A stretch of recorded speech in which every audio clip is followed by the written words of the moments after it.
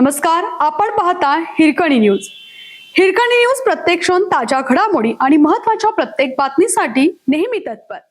बाजार भोगाव तालुका पन्हाळा परिसरात रानगव्यासह बिबट्यांचा वावर वाढला आहे. गव्यांचे हल्ले वाढल्याने शेती करणं जीवघेणं ठरू लागलंय.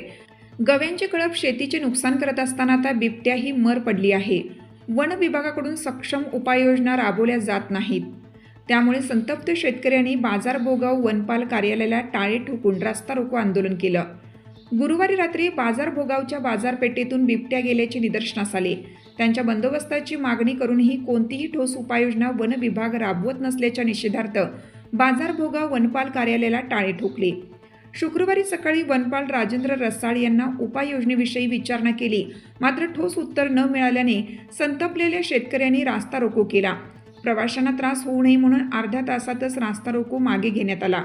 वन विभाग व प्रशासनाच्या विरोधात घोषणा केल्या.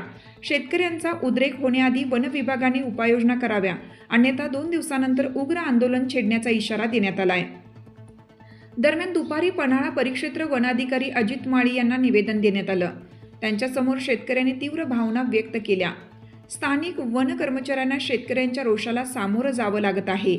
यावेळी कुंभी कासारी साखर कारखान्याचे संचालक पी.डी. पाटील, नितीन हिरडेकर, रोहन गुरव, रणजित पाटील, भिकाजी पाटील, प्रकाश दाभोळकर, गणपती पाटील, रघुनाथ पाटील, संजय खवळे, बाबूराव डेगळे, संदीप पाटील, प्रकाश पाटील, संदीप मगदूम, विकास खोत, अमर धनवडे, निशिकांत पाटील, विनोद चव्हाण आदींसह परिसरातील शेकडो शेतकरी उपस्थित होते. आपल्या हिरकणी न्यूज चॅनलला लाईक करा, शेअर करा आणि सबस्क्राईब करायला विसरू नका आणि रहा अपडेट.